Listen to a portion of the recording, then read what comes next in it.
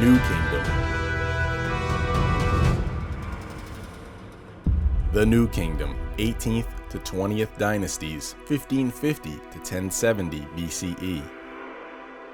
Soon after 1580 BCE, the Egyptian princes of Thebes succeeded in expelling the Hyksos and liberating the country. This began the period of Egyptian history known as the Empire Age.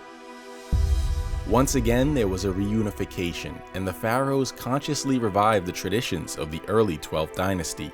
Art regained the traditional aesthetic it had possessed during the reign of King Senwosret I. For almost 500 years, the country was enriched by victorious wars like the campaigns of Thutmose III and Ramses II. Egypt enjoyed a period of prosperity and building activity unmatched in its history. Innumerable stone temples and rock-cut tombs were built, many of which are still standing in Egypt today. The 18th dynasty, 1550 to 1307 BCE. Egypt was freed from the Hyksos by Ahmose, ruler of Thebes. His victorious military campaigns extended Egypt's borders.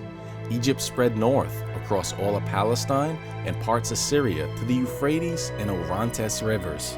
In the south, the empire reached the Fourth Cataract, some 500 miles south of Aswan.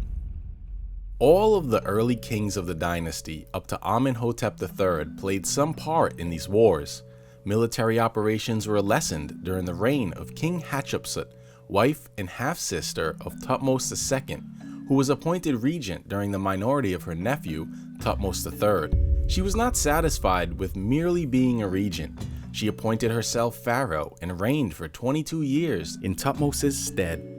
She can be seen in temple reliefs dressed as a man before her ancestral deities, fulfilling the pharaoh's responsibilities. She chose to focus on the internal development of Egypt instead of military expansion.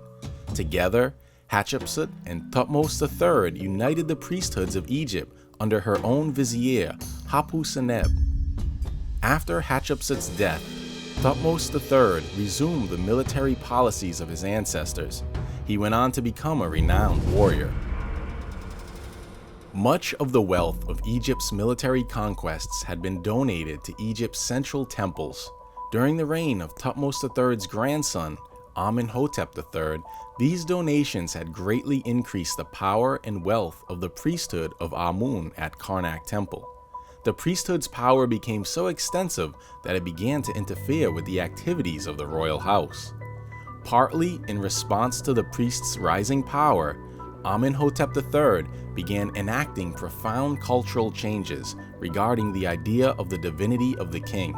His son, Akhenaten, and his queen, Nefertiti, expanded upon these ideas and effectively limited the priesthood's power. Akhenaten appointed himself sole high priest of a new monotheistic faith. This new religion saw the physical sun disk as the only symbol of divine power that the Egyptians should worship as their unique creator.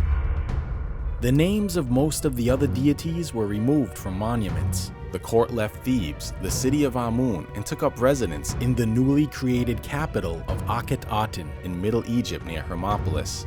There was newfound freedom from the old traditions in the fields of art, sculpture, architecture, and literature.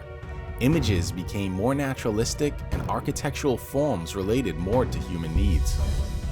This period lasted only 20 years or so. The new town of Akhenaten was abandoned in the time of the young Tutankhamun. The name of Akhenaten was obliterated and the old deities were restored to their former state. Everything went back to the polytheistic practices of prior periods.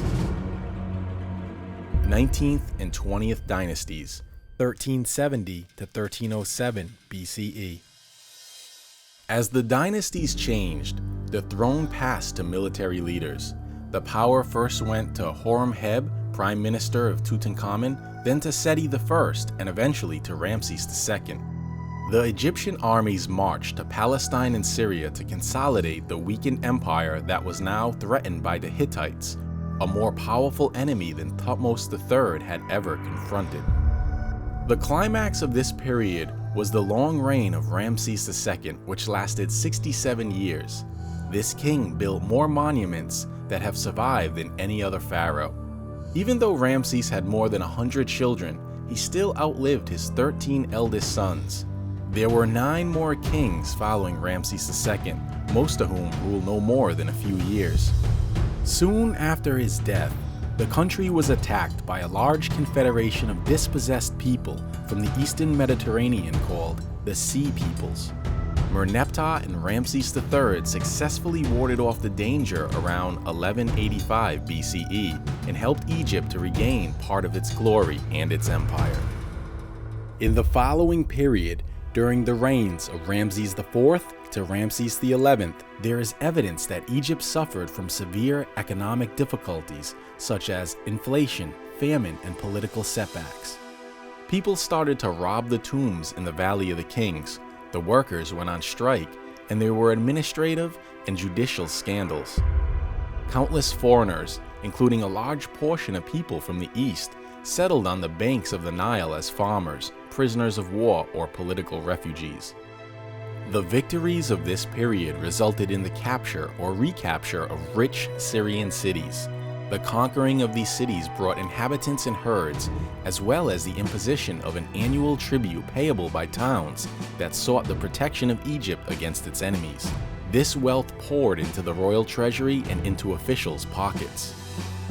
The chief beneficiaries of these victories, however, were the deities who had given the pharaoh the power to conquer. One major change during the New Kingdom was the economic growth of the temples. Gifts of land also increased, along with the number of buildings. During this time, prosperous, learned scribes, for whom a book is better than a painted stele on a wall covered with inscriptions, took inspiration from the texts of the Middle Kingdom. The New Kingdom ended in crisis. The country split into 2 lands, one in the south ruled by the high priests of Amun at Thebes, and the other, a dynasty of weak kings at Tanis in the eastern delta.